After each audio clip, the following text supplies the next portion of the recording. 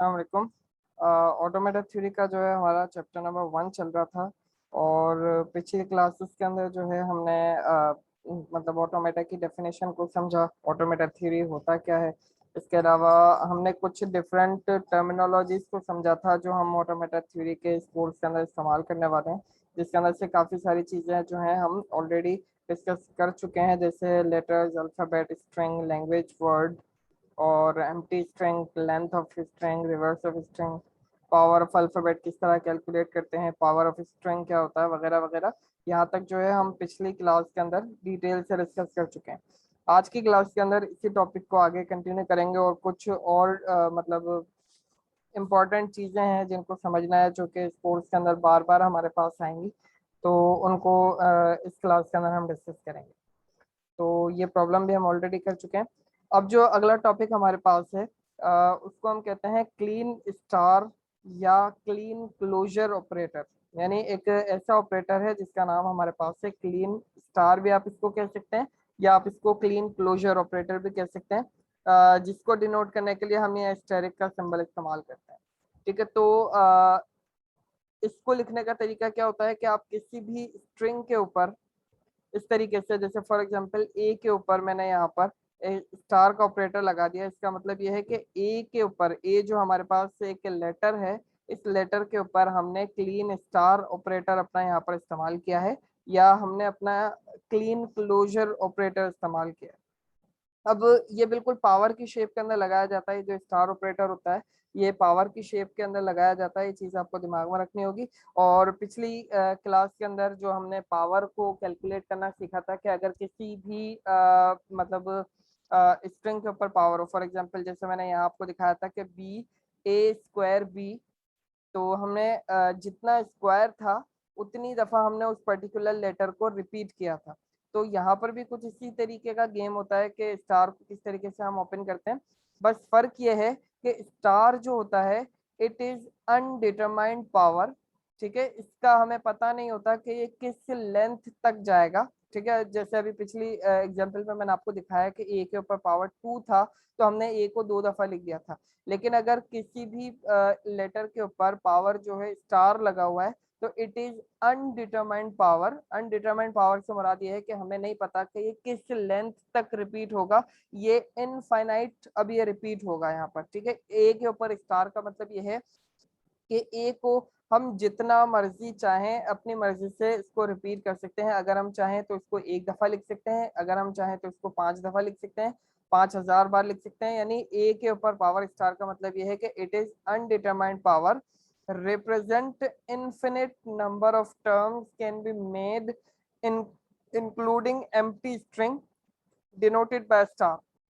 ये कह रहा है कि हम अनडिटरमाइंड पावर, ये जो स्टार हमारे पास है, इसकी मदद से इन्फिनिट नंबर ऑफ टर्म्स या इन्फिनिट नंबर ऑफ लेटर्स को इस्तेमाल कर सकते हैं। अब ये डिपेंड करता है कि हमारी रिक्वायरमेंट क्या है, हमें कितने ए की रिक्वायरमेंट है, उस हिसाब से हम उतने ए जो है इस पर्टिकुलर लेटर से गेट कर सकते हैं। ठीक है, अब यहाँ पर एक चीज लिखी हुई है including empty string. Including empty string से मुराद ये है कि अगर ए के पर पावर स्टार है तो स्टार की जगह पर हम जो है एम्प्टी स्ट्रिंग को भी कंसिडर कर सकते हैं, यानी हम ए स्टार की जगह पर एम्प्टी स्ट्रिंग भी लिख सकते हैं। सिंपल अल्फाज में बताऊं, हो सकता है अभी ये कॉन्सेप्ट आपको समझ में ना आए, लेकिन जब आगे की हम क्लासेस के अंदर इसकी प्रॉब्लम्स को सॉल्व करेंगे तो ये बार बार स्टार का और ये जो प्लस ऑपरेटर अभी मैं आपको एक्सप्लेन करने जा रहा हूँ, ये दोनों ऑपरेटर बार बार आपके सामने इस्तेमाल होंगे, तो प्रॉब्लम में आपको ये और ज़्यादा बेहतर तरीके से क्लियर हो जाएगा। फिलहाल आपको ये समझना है कि अगर ए के ऊपर पावर स्टार है तो उसको ओपन करने का तरीका आपके पास ये है कि या तो आप एम्प्टी स्ट्रिंग ले लें, या 1 दफ़ा ए, या 2 दफ़ा ए, या 3 दफ़ा ए, 4 दफ़ा, 5 दफ़ा, और इस तरीके से इन्फिनिट नंबर ऑफ टाइम्स तक आप ए को यहाँ पर रिप्लेस कर सकते हैं इस पर्टिकुलर स्ट्रिंग से। ठीक है, तो होपफुली ये समझ में आ रहा होगा। ए स्टार का मतलब ये है कि ए के जितने भी पॉसिबल कॉम्बिनेशन बन सकते हैं वो तमाम के तमाम इस पर्टिकुलर लेटर में या इस पर्टिकुलर लैंग्वेज के अंदर आ रहे हैं, इंक्लूडिंग एम्प्टी स्ट्रिंग। यानी एम्प्टी स्ट्रिंग भी इस पर्टिकुलर लैंग्वेज का हमारे पास पार्ट होगा। तो होपफुली ये स्टार ऑपरेटर का आपको समझ में आ चुका होगा। स्टार ऑपरेटर को हम अपने सब्जेक्ट के अंदर बहुत ही ज्यादा बार इस्तेमाल करने वाले हैं, इसका समझना बहुत ज्यादा जरूरी है। मैं अभी आगे चलकर आपको इसकी एग्जाम्पल भी करवाता हूँ, तो आपको चीज और ज्यादा क्लियर हो जाएगी। सेकंड हमारे पास है क्लीन प्लस ऑपरेटर या क्लीन पॉजिटिव ऑपरेटर, इसको हम कहते हैं। तो इसको हम डिनोट करते हैं प्लस की मदद से। ठीक है, अब दोनों का काम तकरीबन एक ही है कि अगर किसी ऑपरेटर के ऊपर, किसी लेटर के ऊपर हमारे पास स्टार लगा हुआ हो या किसी लेटर के ऊपर हमारे पास प्लस का ऑपरेटर लगा हुआ हो, तो उन दोनों का मतलब यही होता है कि ए को जो है हम इन्फिनिट नंबर ऑफ टाइम्स तक अपनी मर्जी से ले सकते हैं, जितनी दफा हमें वो ए चाहिए। और प्लस में भी हमारे पास यही होता है। फर्क जो है इन दोनों का वो यही है कि स्टार के अंदर हमारे पास एम्प्टी स्ट्रिंग का ऑप्शन भी होता है कि हम इस पर्टिकुलर लेटर को एम्प्टी स्ट्रिंग के साथ भी रिप्लेस कर सकते हैं। लेकिन जब हम प्लस ऑपरेटर इस्तेमाल कर रहे होते हैं तो इसके अंदर हम एम्प्टी स्ट्रिंग को इस्तेमाल नहीं कर सकते हैं। यहाँ पर हमारे पास ये एम्प्टी स्ट्रिंग को इस्तेमाल करने का ऑप्शन नहीं दे रहा होता है। दोनों में सिर्फ यही डिफरेंस है, बाकी ये भी इन्फिनिट नंबर ऑफ टाइम्स तक इस्तेमाल किया जा सकता है, ये भी इन्फिनिट नंबर ऑफ टाइम्स तक इस्तेमाल किया जा सकता है। इसमें जो है एम्प्टी स्ट्रिंग नहीं आता प्लस ऑपरेटर में, और स्टार ऑपरेटर के अंदर हमारे पास प्लस ऑपरेटर भी आता है। ठीक है, तो clean plus operator it is undetermined power, ये भी अनडिटरमाइंड पावर है, इसका हमें पता नहीं है कि किस लेंथ तक जाएगा। Represent infinite number of terms can be made except empty string denoted by, sorry यहाँ पर स्टार लिख दिया है, ये स्टार नहीं है, डिनोटेड बाय प्लस हमें लिखना है। तो इसको मैं चेंज करके आपको दे दूंगा, डिनोटेड बाय प्लस। बल्कि इसको मैं अभी हाथ के हाथ कर देता हूँ ताकि मैं भूल ना जाऊँ इसको चेंज करना। तो डिनोटेड बाय प्लस। ठीक है, तो ये जो है प्लस हमारे पास प्लस के साथ डिनोट किया जाता है। तो होपफुली दोनों का जो कॉन्सेप्ट है आपको समझ में आ चुका होगा कि ये स्टार के अंदर हम एम्प्टी स्ट्रिंग को इंक्लूड कर रहे होते हैं और प्लस के अंदर हम एम्प्टी स्ट्रिंग को इंक्लूड नहीं कर रहे होते हैं। अब हो सकता है ये चीज़ अभी क्लियर ना हो, सिर्फ आपको इस चीज़ को याद रखना है, बाकी आगे जो हम प्रॉब्लम करेंगे वो आपको ज़्यादा समझ में आ जाएगा। अब यहाँ पर ध्यान दीजिएगा, हम प्लस ऑपरेटर और स्टार ऑपरेटर दोनों को इस्तेमाल करने जा रहे हैं पावर ऑफ अल्फाबेट पे और पावर ऑफ स्ट्रिंग के ऊपर। यानी हम पावर ऑफ अल्फाबेट के अंदर इसको इस्तेमाल करेंगे और पावर ऑफ स्ट्रिंग के अंदर भी इन दोनों ऑपरेटर्स को इस्तेमाल करेंगे।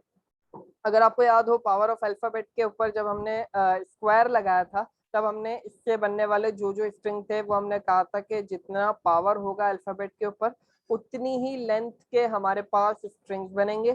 प्लस में हमने ये भी देखा था फॉर्मूला n पावर m वाला के जो n है वो हमारे पास 2 है, number of letters in alphabet, और उसके ऊपर जो पावर है उस वो हमारे पास m था, तो 2 पावर 2 हमारे पास 4 जो है स्ट्रिंग इस पर्टिकुलर अल्फाबेट की मदद से बनेंगे। अब यहाँ पर ध्यान दीजिएगा, अगर हमारे पास एक अल्फाबेट ऐसा है जिसके ऊपर स्टार पावर लगा हो, ठीक है, क्लीन स्टार जो ऑपरेटर अभी अभी मैंने आपको पढ़ाया है, तो क्लीन स्टार ऑपरेटर जब किसी अल्फाबेट के ऊपर लगा हुआ है तो उस अल्फाबेट से कौन कौन से स्ट्रिंग्स बनाए जा सकते हैं आपको ये यहाँ पर समझना है। ए बी जो हमारे पास ये अल्फाबेट है, इसकी मदद से हमारे पास जो ऑपरेटर्स जो स्ट्रिंग्स बन सकते हैं वो हमारे पास बन सकता है एक एम्प्टी स्ट्रिंग, सिंगल ए, क्योंकि ऑब्वियसली स्टार का मतलब ये होता है कि हम अनडिटरमाइंड पावर यहाँ पर इस्तेमाल कर सकते हैं। Single a, single b, double a b, b a, double b, triple a b, इस तरीके से ये इन्फिनिट नंबर ऑफ टाइम्स तक यहाँ पर इन्फिनिट ये चलता रहेगा। स्टार का मतलब अभी यहाँ पर आपको समझ में आना चाहिए कि स्टार से मुराद ये है कि ए और बी के जितने भी पॉसिबल कॉम्बिनेशंस बनाए जा सकते हैं वो तमाम के तमाम इस पर्टिकुलर लैंग्वेज के अंदर आ जाएंगे। ठीक है, दोबारा बता देता हूँ, ए और बी के जितने भी पॉसिबल कॉम्बिनेशंस बनाए जा सकते हैं इंक्लूडिंग एम्प्टी स्ट्रिंग, क्योंकि स्टार है ये एम्प्टी स्ट्रिंग को भी अलाउ करता है, तो ए और बी से बनने वाले जितने भी पॉसिबल कॉम्बिनेशंस हैं वो भी इस पर्टिकुलर लैंग्वेज का पार्ट होंगे। इसके अलावा एम्प्टी स्ट्रिंग भी हमारे पास इस पर्टिकुलर लैंग्वेज का पार्ट होगा, जो कि यहाँ पर आपको नजर आ रहा होगा। अगर किसी अल्फाबेट के ऊपर हमारे पास पॉजिटिव ऑपरेटर लगा हुआ है यानी प्लस ऑपरेटर इस वक्त लगा हुआ है, तो ये भी हमारे पास इन्फिनिट नंबर ऑफ कॉम्बिनेशन को अलाउ करेगा ए और बी के। लेकिन ये एम्प्टी स्ट्रिंग को अलाउ नहीं करेगा क्योंकि इसके ऊपर प्लस ऑपरेटर है। इन दोनों का मेन डिफरेंस यही होता है कि स्टार ऑपरेटर जो है एम्प्टी स्ट्रिंग को अलाउ करता है, तो प्लस ऑपरेटर जो है एम्प्टी स्ट्रिंग को अलाउ नहीं करता है। तो फुली ये कॉन्सेप्ट आपको समझ में आ गया होगा। बाकी पावर ऑफ स्ट्रिंग के अंदर आपको ये चीज और ज्यादा बेहतर तरीके से क्लियर हो सकती है। अब देखिएगा यहाँ पर एक हमारे पास स्ट्रिंग है बी ए स्क्वायर बी। तो जब हमने पिछली एग्जाम्पल के अंदर इसको देखा था बी ए स्क्वायर बी, तो इसका मतलब क्या था कि बी डबल ए बी, यानी जितना पावर हमारे पास किसी लेटर के ऊपर है उस लेटर को हम उतनी ही टाइम्स जो है रिपीट कर रहे थे। तो बी डबल ए बी हमने यहाँ पर इस्तेमाल किया। अब अगर किसी लेटर के ऊपर हमारे पास स्टार ऑपरेटर लगा दिया जाता है तो बी ए स्टार बी, अब इसको जब हम ओपन करेंगे तो फिर आप देखिएगा ए के जितने पॉसिबल कॉम्बिनेशन हम बना सकते हैं वो तमाम के तमाम इस पर्टिकुलर स्ट्रिंग के अंदर आ सकते हैं, इस पर्टिकुलर लैंग्वेज के अंदर हमारे पास वो आ सकते हैं। तो अब ये देखिएगा यहाँ पर जब हमने इस पर्टिकुलर बी ए स्टार बी को ओपन किया तो सबसे पहला जो स्ट्रिंग हमारे पास बन रहा है वो बनेगा बी और बी। अब यहाँ पर बी और बी हमने क्यों लिखा है, ए को हमने यहाँ पर इस्तेमाल क्यों नहीं किया, क्योंकि ये जो ए स्टार है ये एम्प्टी स्ट्रिंग को भी अलाउ करता है। तो इसका मतलब ये हुआ कि बी एम्प्टी स्ट्रिंग और बी एम्प्टी स्ट्रिंग को यहाँ पर लिखने की जरूरत नहीं होती क्योंकि यहाँ पर हमारे पास दूसरे लेटर्स भी मौजूद हैं, इसलिए एम्प्टी स्ट्रिंग को अलग से लिखने की जरूरत नहीं है।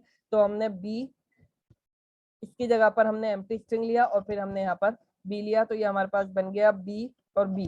ठीक है, ये हमारे पास पहला स्ट्रिंग बना जो इस पर्टिकुलर लैंग्वेज से बन रहा है। इसी तरीके से हम यहाँ पर सिंगल ए अगर इसकी जगह पर लेते हैं तो हमारे पास बनेगा बी ए बी, ये बी ए बी बन गया। अगर हम ए स्टार की जगह पर डबल ए लेते हैं तो हमारे पास बनेगा बी डबल ए बी।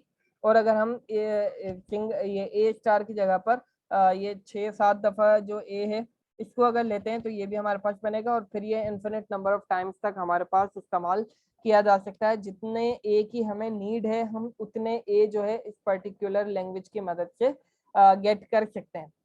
तो यहाँ पर जो मेन चीज समझाने वाली थी वो ये चीज थी कि जब ए के ऊपर हमारे पास स्टार ऑपरेटर लगाया गया है तो उस ए स्टार ऑपरेटर को हम इस तरीके से एम्प्टी स्ट्रिंग इस्तेमाल कर कर खत्म कर सकते हैं बी और बी। यानी इस लैंग्वेज के अंदर जरूरी नहीं है कि बीच के अंदर जो है ए लाजमी आएगा, क्योंकि यहाँ पर स्टार ऑपरेटर है और ये एम्प्टी स्ट्रिंग को अलाउ कर रहा है, इसीलिए बी बी ये भी हमारे पास जो है इस पर्टिकुलर लैंग्वेज का पार्ट होगा। तो होपफुली काफी डिटेल से मैंने एक्सप्लेन कर दिया, ये चीज आपको समझ में आ जाएगी। अगर फिर भी नहीं समझ में आता है तो आगे आने वाली जो एग्जाम्पल्स होंगी ऑब्वियसली उनके अंदर तो आपको ये चीज समझ में आ ही जाएगी, नहीं आएगी तो आपको लाजमी तौर पर इसको समझना पड़ेगा बार बार वीडियो को देखकर, तभी जाकर आपको ये सब्जेक्ट समझ में आएगा। क्योंकि सबसे ज्यादा जो ऑटोमेटा थ्योरी के अंदर ऑपरेटर इस्तेमाल होने वाला है हमारे पास वो स्टार ऑपरेटर ही इस्तेमाल होने वाला है। सेकंड अगर हम देखें बी ए प्लस ऑपरेटर बी, अब यहाँ पर हम जो है डबल बी इस्तेमाल नहीं कर सकते हैं क्योंकि ये एम्प्टी स्ट्रिंग को अलाउ नहीं करता है। तो यहाँ पर कम से कम जो पहला स्ट्रिंग हमारे पास बनेगा इस लैंग्वेज की मदद से वो बनेगा बी ए बी, क्योंकि ये एम्प्टी स्ट्रिंग को अलाउ नहीं करता है। इसी तरह फिर बी डबल ए बी या फिर बी फिर मल्टीपल टाइम्स ए और इसके बाद बी, और इस तरीके से ये भी हमारे पास इन्फिनिट नंबर ऑफ टाइम्स तक चलता रहेगा। तो इन शॉर्ट अगर हम बात करें तो क्लीन स्टार ऑपरेटर ये भी अनडिटरमाइंड पावर है, क्लीन प्लस ऑपरेटर ये भी हमारे पास अनडिटरमाइंड पावर है। इसमें हमें पता नहीं होता कि ये कितनी लेंथ तक आगे जाएंगे, इसका कोई भी अंदाजा नहीं लगा सकता, ये इन्फिनिट नंबर ऑफ टाइम्स तक चल सकते हैं। दोनों में जो मेन डिफरेंस है वो ये है कि स्टार ऑपरेटर जो है एम्प्टी स्ट्रिंग को अलाउ कर रहा होता है अपने अंदर, और प्लस ऑपरेटर जो है एम्प्टी स्ट्रिंग को अलाउ नहीं करता है। तो होपफुली एग्जांपल्स आपको समझ में आ चुकी होंगी, नहीं समझ में आई है तो इसको मैं बार बार आपको रेकमेंड कर रहा हूँ कि इसको बार बार आप देखिएगा ताकि आपको ये चीज क्लियर हो जाए और आगे आने वाली जो एग्जांपल्स या प्रॉब्लम्स होंगी वो आपको करने में प्रॉब्लम ना हो। उसके बाद हमारे पास आते हैं अगला टॉपिक है लेक्सिकोग्राफिक ऑर्डर। अब लेक्सिकोग्राफिक ऑर्डर हमारे पास क्या होता है, method of sequencing a language in which strings are grouped by their length. ठीक है, तो अगर आपको याद हो हमने जब एसक्यूएल पढ़ा था तो एसक्यूएल के अंदर हमने क्या किया था, ऑर्डर बाय का एक क्लॉज इस्तेमाल किया था, जिसके अंदर हम चीजों को सीक्वेंस के अंदर लेकर आ रहे थे, यानी छोटी चीज पहले, फिर उसके बाद उससे बड़ी वैल्यू, उसके बाद उससे बड़ी वैल्यू, या इसको हम रिवर्स ऑर्डर में भी कर रहे थे कि पहले हम बड़ी वैल्यू इस्तेमाल कर रहे थे, फिर उसके बाद उससे छोटी और आखिर में सबसे छोटी वैल्यू आ रही थी। तो लेक्सिकोग्राफिक ऑर्डर जो है हमारे पास ऑटोमेटा थ्योरी के अंदर वो मेथड है सीक्वेंस करने का किसी भी लैंग्वेज को, जिसके अंदर हमारे पास शॉर्टेस्ट वैल्यूज जो है सबसे पहले आती हैं, फिर उसके बाद उससे बड़ी वैल्यू, फिर उसके बाद उससे बड़ी वैल्यू, और उसके बाद उससे बड़ी वैल्यू। फॉर एग्जाम्पल, अगर आप अपनी कोई भी लैंग्वेज बना रहे हैं और अगर आपको कहा जाता है कि इसको लेक्सिकोग्राफिक ऑर्डर के अंदर आपने रखना है, तो लेक्सिकोग्राफिक ऑर्डर आपके पास किसी भी लैंग्वेज को सेट करने का वो तरीका होता है जिसके अंदर सबसे छोटी वैल्यूज को या सबसे छोटी लेंथ वाले स्ट्रिंग्स जो है सबसे पहले लिखे जाते हैं, उसके बाद उससे बड़ी लेंथ के स्ट्रिंग उसके बाद, और जो आखिर में होगा वो सबसे बड़ी लेंथ का स्ट्रिंग होगा। जैसे आप यहाँ पर देख सकते हैं, सबसे पहले हमने यहाँ पर एम्प्टी स्ट्रिंग का इस्तेमाल किया है, फिर इसके बाद ए बी, फिर दो लेटर्स वाले स्ट्रिंग यानी AA, BA, BA, उसके बाद 3 लेटर्स वाले स्ट्रिंग, फिर इसी तरीके से चलते चलते आगे 4 लेंथ वाले आएंगे, आगे 5 लेंथ वाले आएंगे, और वो डिपेंड करता है कि आपकी लैंग्वेज जो है कहाँ तक जा रही है। तो लेक्सिकोग्राफिक ऑर्डर आपके पास ऑटोमेटा थ्योरी में आपकी लैंग्वेज को या आपके सेट के अंदर जितनी भी आइटम्स या जितने भी मेंबर्स मौजूद हैं उन मेंबर्स को सीक्वेंस करने का नाम है, जिसके अंदर शॉर्टेस्ट लेंथ वाली चीजें पहले आती हैं और आखिर के अंदर जो होती है वो सबसे बड़ी वैल्यूज जा रही होती है। तो ये तो बहुत सिंपल सा कॉन्सेप्ट है, और आमतौर पर जब भी हम अपनी कोई भी लैंग्वेज बनाएंगे तो उसको हम अपना लेक्सिकोग्राफिक ऑर्डर के अंदर ही लिखेंगे। ठीक है। एक चीज मैं आपको बता देता हूँ, मैथमेटिक्स के सेट की जगह अगर हम बात करें तो मैथमेटिक्स के सेट के अंदर जो है इस तरीके की कोई पाबंदी हमारे पास नहीं होती है कि हम पहले छोटी चीज को रखें फिर बड़ी चीज को रखें। वो हमारे पास रैंडम भी हो सकते हैं, बस उनकी शर्त जो होती है वो ये होती है कि कोई आइटम जो है, कोई मेंबर जो है वो रिपीट ना हो रहा हो। लेकिन अगर आपको यहाँ पर कंडीशन दे दी जाती है कि आपको लेक्सिकोग्राफिक ऑर्डर में ही अपनी लैंग्वेज को रखना है, तब आपको शॉर्टेस्ट लेंथ वाले पहले रखने होंगे और लॉन्गेस्ट लेंथ वाले आखिर के अंदर रखने होंगे। और आमतौर पर जब हम लैंग्वेजेस बनाएंगे अपने ऑटोमेटा थ्योरी के सब्जेक्ट के अंदर तो हम इसको लेक्सिकोग्राफिक ऑर्डर के अंदर ही रखेंगे, क्योंकि इसको रखने का फायदा ये होता है कि एम्प्टी स्ट्रिंग को हमें लाजमी तौर पर दिखाना होता है अपनी लैंग्वेजेस के अंदर। तो एम्प्टी स्ट्रिंग अगर हम आगे चलकर इस तरीके से डॉट डॉट के अंदर कहीं हाइड कर दें तो फिर वो चीज़ों को समझना या लैंग्वेज को समझना बहुत मुश्किल हो जाता है। तो इसलिए आमतौर पर हम अपनी जितनी भी लैंग्वेजेस बनाएंगे उन सबको हम लेक्सिकोग्राफिक ऑर्डर के अंदर ही शो करेंगे, ताकि देखने वाला बंदा हमारी लैंग्वेज को देख कर समझ सके कि इसके अंदर क्या काम हो रहा है। सेकंड हमारे पास आता है फॉर्मल लैंग्वेजेस और इनफॉर्मल लैंग्वेजेस। फॉर्मल लैंग्वेजेस आपके पास क्या होती है, बल्कि पहले मैं आपको इनफॉर्मल लैंग्वेजेस समझा देता हूँ। Informal languages concerned with rules and meaning. ऐसी लैंग्वेज जो आपके पास मीनिंग, रूल तो होते हैं ऑब्वियसली, हर लैंग्वेज के कोई ना कोई रूल होते हैं, लेकिन ऐसी लैंग्वेजेस जो रूल्स के साथ साथ मीनिंग के ऊपर भी काम कर रही हो, यानी हर वर्ड की कोई ना कोई पर्टिकुलर मीनिंग भी वो दे रही हो, उस तरीके की लैंग्वेजेस को हम इनफॉर्मल लैंग्वेजेस कहते हैं। जैसे हमारे पास इंग्लिश लैंग्वेज होती है, इंग्लिश लैंग्वेज के कुछ ना कुछ रूल्स हमारे पास डिफाइंड है, और इंग्लिश लैंग्वेज के अंदर जितने भी वर्ड्स हमारे पास बन रहे होते हैं वो तमाम के तमाम वर्ड्स जो है कोई ना कोई मीनिंग हमें प्रोवाइड कर रहे होते हैं लाजमी तौर पर। जैसे अगर हम ये स्पेलिंग लिखते हैं WORK, तो ये वर्क लफ्ज हमारे पास बनता है इंग्लिश लैंग्वेज का।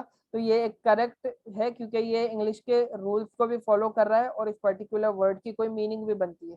इसी तरीके से WKRO अगर हमने वर्ड लिखा है तो ये जो लेटर्स हमने इस्तेमाल किए हैं, ये लेटर्स तो सारे के सारे इंग्लिश लैंग्वेज के हैं ही, लेकिन ये कोई मीनिंग हमें प्रोवाइड नहीं कर रहा है वर्ड। तो इसीलिए ये जो है इस लैंग्वेज के अंदर एक्सेप्टेबल नहीं होगा, ये रॉन्ग वर्ड है इनफॉर्मल लैंग्वेज की टर्म के अंदर अगर हम देखा जाए। तो ऐसी लैंग्वेज जो रूल्स के साथ साथ मीनिंग को भी फोकस कर रही हो, यानी मीनिंग भी उसके अंदर मैटर कर रही हो, ऐसी लैंग्वेजेस को हम इनफॉर्मल लैंग्वेजेस कहते हैं, जो हमें कोई ना कोई इंफॉर्मेशन दे रही हो, वो हमारे पास इनफॉर्मल लैंग्वेज होती है। इनफॉर्मल लैंग्वेजेस को हम सेमेंटिक लैंग्वेजेस भी कह सकते हैं, जो कि मीनिंग के ऊपर बेस कर रही होती है। सेमेंटिक का मतलब होता है मीनिंग, ठीक है। तो ऐसी लैंग्वेज जो मीनिंग्स के ऊपर बेस कर रही हो, उन लैंग्वेजेस को हम इनफॉर्मल लैंग्वेजेस कहते हैं। सेकंड टाइप की हमारे पास जो लैंग्वेजेस होती है वो हमारे पास होती है formal languages concern with just rules. ऐसी लैंग्वेजेस जो सिर्फ और सिर्फ हमारे पास रूल्स को फोकस कर रही हो, जिसके अंदर वो मीनिंग को नहीं देख रही हो कि उसकी क्या मीनिंग बनती है, सिर्फ और सिर्फ वो रूल्स को फोकस कर रही हो, ऐसी लैंग्वेजेस को हम फॉर्मल लैंग्वेजेस कहते हैं।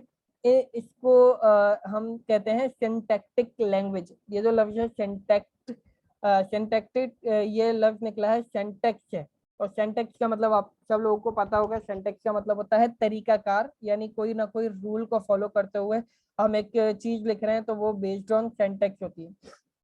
तो ऐसी लैंग्वेजेस जो सिर्फ और सिर्फ सिंटैक्स के ऊपर बेस कर रही हो और उसके अंदर मीनिंग का कोई कॉन्सेप्ट ना हो, ऐसी लैंग्वेजेस को हम फॉर्मल लैंग्वेज कहते हैं। इसकी एग्जांपल अगर हम देखें तो हमने एक लैंग्वेज बनाई है L1 के नाम से, और L1 के लिए जो हमने रूल दिया है वो ये दिया है कि ऐसी language which starts with W and ends with O। अब ऐसी लैंग्वेज हमें इस्तेमाल करनी है जो W से स्टार्ट हो रही हो और वो जो है एंड हो रही हो O के ऊपर। तो अगर हम यहाँ पर WORK दें तो ये जो वर्ड है ये इस लैंग्वेज के रूल को फॉलो नहीं कर रहा।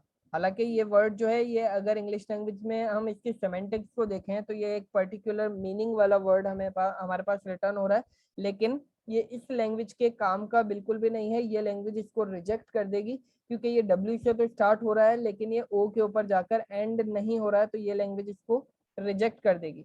लेकिन अगर हम यहाँ पर लिखें WKRO, यानी ये W से स्टार्ट हो रहा है और O के ऊपर जाकर एंड हो रहा है, तो ये इस पर्टिकुलर लैंग्वेज के रूल को फॉलो कर रहा है, तो ये वर्ड जो है इस लैंग्वेज के अंदर एक्सेप्ट हो जाएगा, और ये वाला जो वर्ड है ये इस लैंग्वेज से रिजेक्ट हो जाएगा। तो ऐसी लैंग्वेजेस जो सिर्फ और सिर्फ रूल्स के ऊपर फोकस कर रही हो, उनकी मीनिंग क्या बनती हैं इससे इससे कोई मैटर नहीं हो रहा है, और ऐसी लैंग्वेजेस जो रूल्स के साथ साथ मीनिंग को भी फोकस कर रही हो वो हमारे पास इनफॉर्मल है। जो सिर्फ रूल्स को फोकस कर रही हो वो फॉर्मल लैंग्वेजेस है। ऑटोमेटा थ्योरी जो है वो सिर्फ और सिर्फ फॉर्मल लैंग्वेजेस को फोकस कर रही होती है। ऑटोमेटा थ्योरी के अंदर जो चीजें हम इस्तेमाल कर रहे होते हैं उनकी उनकी क्या मीनिंग बनती है, इस चीज से हमारी ऑटोमेटा को, यानी जो हमारी ऑटोमेटिक मशीन है, उसको कोई फर्क नहीं पड़ता कि वो कोई मीनिंग हमें रिटर्न कर रही है या नहीं रिटर्न कर रही। और हमारा जो ऑटोमेटा या हमारी जो ऑटोमेटिक मशीन होगी वो सिर्फ और सिर्फ ये चेक करेगी कि जो रूल इस पर्टिकुलर ऑटोमेटा के अंदर डिफाइन किया गया है क्या वो उस रूल को फॉलो कर रही है या नहीं कर रही। तो ऑटोमेटा जो है आमतौर पर फॉर्मल लैंग्वेजेस पर ही फोकस कर रही होती है, वो इस चीज को नहीं देख रही होती कि इस पर्टिकुलर चीज की कोई मीनिंग बन रही है या नहीं बन रही। इसको समझने के लिए आसान अल्फाज में अगर मैं आपको एग्जाम्पल दूं तो जो भी हम प्रोग्रामिंग लैंग्वेजेस इस्तेमाल करते हैं आमतौर पर उसके अंदर जितने भी कीवर्ड्स हम इस्तेमाल करते हैं, ज़्यादातर कीवर्ड्स वो होते हैं जिनकी कोई पर्टिकुलर मीनिंग या पर्टिकुलर सेमेंटिक हमें नहीं मिल रही होती है। जैसे हम एक वेरिएबल बना रहे होते हैं तो हम आमतौर पर क्या लिखते हैं, int a is equal to 10। अब ये जो इंट हमने लिखा है INT इंट, ये कि कोई भी हमें मीनिंग तो रिटर्न नहीं कर रहा ना। इंग्लिश लैंग्वेज के अंदर इंट से मुराद कुछ भी नहीं है। इंट कोई हमारे पास एक पर्टिकुलर वर्ड नहीं है जो हमें कोई इंफॉर्मेशन दे रहा हो, लेकिन इंट को जो है वो ऑलरेडी डिफाइन कर दिया गया है एक फॉर्मल तरीके से, यानी एक रूल की मदद से इंट को ऑलरेडी डिफाइन कर दिया गया है। इसीलिए हमारे जो ऑटोमेटा है या जो हमारा कंपाइलर होता है, जो हमारी लैंग्वेज को या हमारे जो कोड हमने लिखा है उसको रीड आउट कर रहा होता है, जो हमारा कंपाइलर होता है, तो वो कंपाइलर उस पर्टिकुलर इंट को देखता है कि ये जो इंट है ये हमारी लैंग्वेज के अंदर आ रहा है या नहीं आ रहा। अगर वो लैंग्वेज के अंदर जो रूल डिफाइन किया गया था उसको फॉलो करते हुए वो इंट जो है उस लैंग्वेज के अंदर आ रहा है तो वो इसको एक्सेप्ट कर लेगा, अदरवाइज पर वो आपको एरर जनरेट करके दे देता है। तो होपफुली अब ये चीज़ आपको समझ में आ चुकी होगी कि फॉर्मल लैंग्वेजेस क्या होती हैं और इनफॉर्मल लैंग्वेजेस क्या होती हैं। तो आई थिंक ये काफ़ी लंबी क्लास हो गई है, इस क्लास को यहीं पे वाइंड अप करते हैं और आगे के जो टॉपिक्स है वो इंशाल्लाह नेक्स्ट क्लास के अंदर देखेंगे। अल्लाह हाफिज़।